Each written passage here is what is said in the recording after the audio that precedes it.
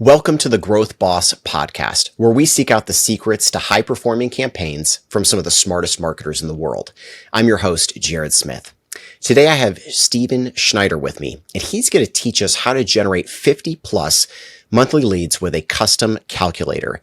Steven, for people who aren't familiar with you, can you give a little background on who you are? Of course, yeah. Thanks for having me, Jared. I am the CEO and co-founder of TrioSEO. We're a B2B SEO agency and primarily focus on content as kind of a lead generation source through SEO, but we are still a kind of full service SEO agency from that front. So do technical backlinks, all that good stuff. But yeah, I'm just a big SEO nerd. Been in the space for almost a decade and have been through a couple different eras of SEO. But yeah, we're having a lot of fun doing SEO for clients now. Strictly was just entrepreneurial SEO, kind of building businesses of my own, some of all my partners. And yeah, now we're a fully fledged agency. It's been a lot of fun. That's awesome. So for somebody who is interested in generating leads through a lead magnet that they want to rank in Google through SEO, and an example you shared, kind of a calculator, where's a good place for them to start? Yeah, I always recommend that they don't just calculate or create a calculator out of thin air. So always start with keyword research and making sure that there's actual demand for the calculator. So based on the niche, if you have the access to something like Ahrefs or SEMrush, I mean, you can pretty much just type in your industry plus calculator and go down the rabbit hole from there. The other thing too is making sure that your calculator is, going to be adapt to cover various search queries. So what I mean by that is that if you have the kind of capability to go after secondary keywords, then making sure that you're not creating 4 calculators when it could just be one main one. So that's kind of like the strategy part. And just really focus on the quality of the calculator itself, and then creating content lower behind, like kind of below the calculator to enhance the page, enrich it with more keywords, frequently asked questions, internal links, all that good stuff. But yeah, the nuts and bolts of the calculator should just be, very simple to use, very results driven, and making sure that the output has the option to send people a result or email or some sort of capture, I guess, at the end of it. So, and then if I wanted to go create one of these calculators, is this something I go to like ChatGPT to create, or Upwork, or like where would you go to create a simple calculator, or maybe a more advanced calculator depending on the needs of the business? Yeah, depending on how tech savvy you are, you can get pretty far with, I think it's like calculator. I think it's literally called like calculator plugin on WordPress has them, and you can kind of makeshift it, but I would just suggest like scouting and do a little bit of research, trying to find someone through Upwork, kind of anti-Fiverr. That's just for quality reasons. So making sure that you find a dev who has done this in the past, they're familiar with it, good portfolio, credible reviews, all the kind of basics when hiring a contractor. Yeah. And then the main thing is to don't assume that they know the math just because they can build a calculator. So you should have all the math kind of pre-built out. You should have the structure and almost have examples from what you want to create. The dev is there just to bring it to life, and You have to almost put in all this upfront work in order to show good versus bad, what you want, what you don't want, what should be the kind of capture mechanic, what's the end result, how does that sequence look like. You have to almost think through steps 0 through 10 before you even get to the hiring process.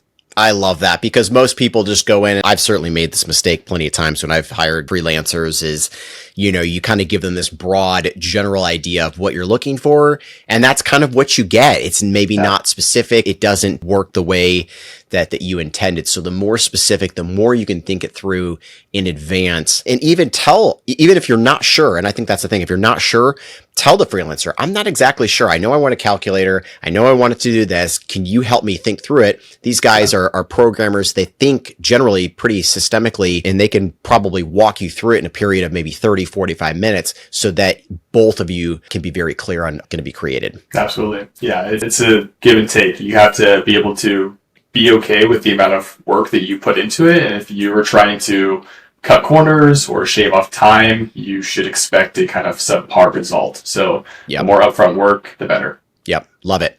So once I have the calculator created, what is kind of the next step? Am I promoting it? Am I getting it published on the site? What do you do from there? Yeah, so I would create a page and use the URL or the slug of that just as the primary keyword, just like you would with any other kind of topic that you're looking to target. Create some content below the page. It should be, what is this calculator? How is it used? What are the benefits of it? Who can find the use case out of it? I also always like adding who shouldn't use this calculator. Like, I think that there's a lack of counterintuitive content, I guess if you want to call it that, but it's okay. Not everyone's going to be a good fit, but just letting people know, like, what is the goal of this? That's also great for Google. Add some internal links. Get the page published, just like you would a new service page or blog. And you have to let it rank and let it sit and wait. Obviously, you should be building backlinks to that, depending on the difficulty of the keyword you're targeting. I mean, if you're going after something like EBITDA calculator or mortgage calculator, like, good luck. You're never going to rank. But, these more niche terms, you are definitely within reach. Calculators have a high barrier to entry because you're going through this all extra work to create it, publish it, etc. And usually the results come with that. Yeah, I love that. And I can just see a lot of business owners, again, maybe not doing that keyword research up front that you had talked about through SEMrush, Ahrefs, to find that keyword difficulty. And when you find a calculator opportunity that is lower, I mean, definitely spend the money on links to get that thing ranked. I mean, in your example, and maybe you can share a little bit more about the niche that you were in to generate those 50 leads a month. But for most businesses, 50 leads a month, that's a lot. It's like, what would you spend to get 50 leads a month? Yeah, I'd spend, a couple $1,000s in links a month for sure to be able to have that sort of return. So I could just see people going kind of all in on the creation side, but maybe not all in on the promotion side. And I can see that being potentially one of the areas where people fall short. And it's like, no, go all the way, get this puppy ranked. Yeah, especially. And then like, even once it's published, you should definitely go the extra mile. And if you have, say you have a blog that has 50 articles in it, or you have a decent sized blog, go back through and make sure that there's an internal link in every single one of those blogs that points to that page. And don't just, expect that if you publish that page, that's the end of it. It's like, all said and done, wait for the leads to come. Like, it's a full strategy. Everyone who's in SEO knows that it's never a sit and forget sort of mentality. So exactly. Spruce it up, make sure that you have internal links pointing to it, pointing out, backlinks, kind of the whole 9 yards, just like you would with any other kind of service page or high priority page you want to rank. I love it. And for business owners that are listening to this and they're like, well, there's not a calculator term in my niche that would be relevant. That may be true, but there are educational type of keywords that are extremely relevant to your niche. And one that's coming to my mind right now, I worked with a couple of really large SEO agencies in the past, and we've helped them get ranked for things like case studies. And they generate a lot of leads for the term SEO case studies, SEO statistics, PPC statistics, things that at first I was like, wow, that seems like a really odd term to target. They're lower competition.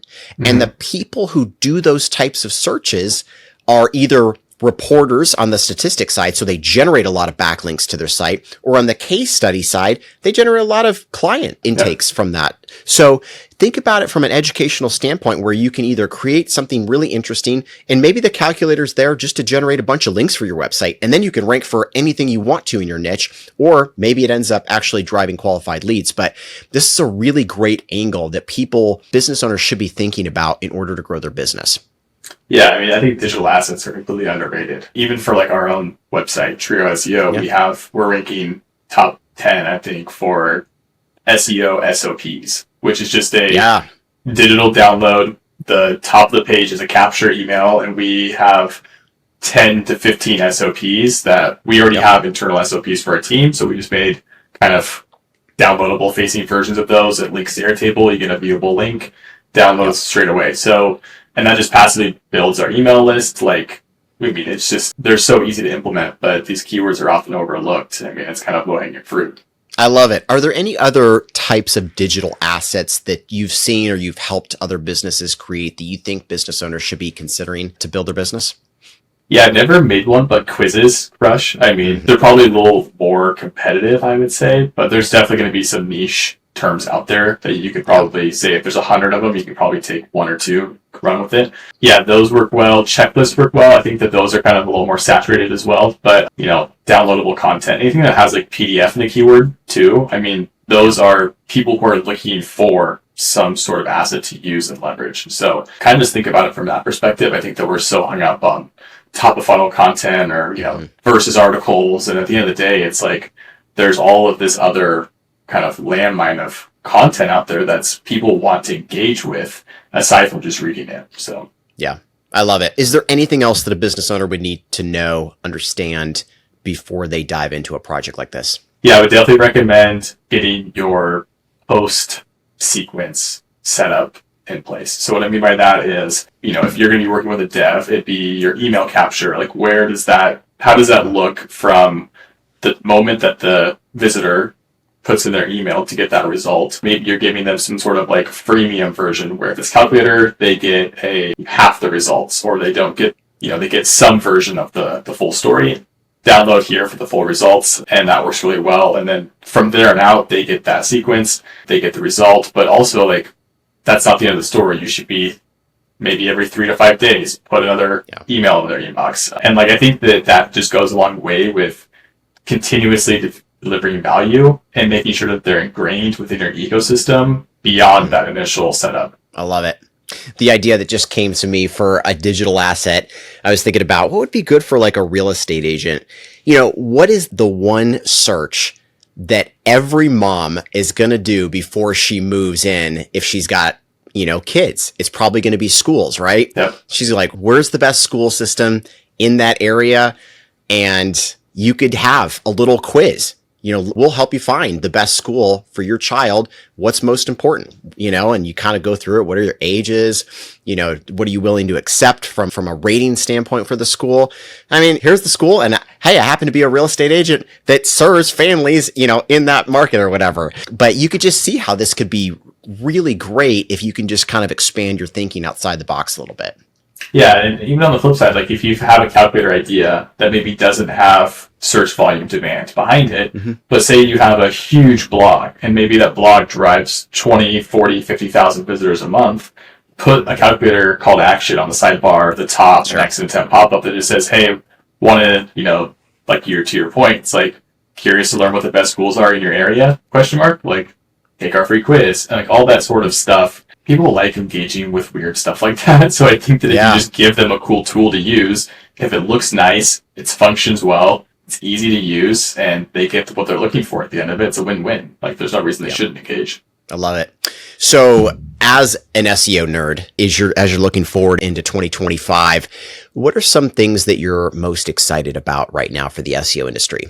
I think the development of generative AI, which I think is a hot take, just because everyone's thinking it's going to crush, websites and all sort of stuff. But I think it'll be interesting to see how things develop. I mean, it's a new, exciting game for us to figure out as SEOs. It was always SEO's dying and it's dead, and it's like, no, it's just evolving. We're just going to figure out how to rank content within, Perplexity or ChatGPT. So that kind of gets me excited into learning like new strategies and how to adapt content and all that sort of stuff. But that's one of them. And I think the other thing too is like these calculators and just like figuring out new ways to create better content. Like I think that who can do that the best is going to succeed. And you're going to see big brands wanting to leverage tools like that to keep people on the site, get them ingrained in the ecosystem. I mean, there's no reason not to. 100%. Well, Steven, thank you so much for being here today, for sharing these ideas. I really hope that everybody takes this to heart and really starts thinking outside the box. I mean, go get a free trial of any one of these tools